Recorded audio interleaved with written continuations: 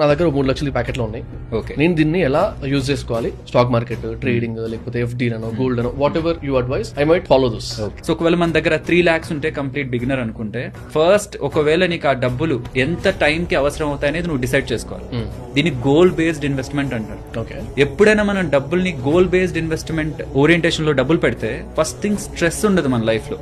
Investment చేసేదే మనం long term లో ప్రశాంతంగా ఉండడానికి.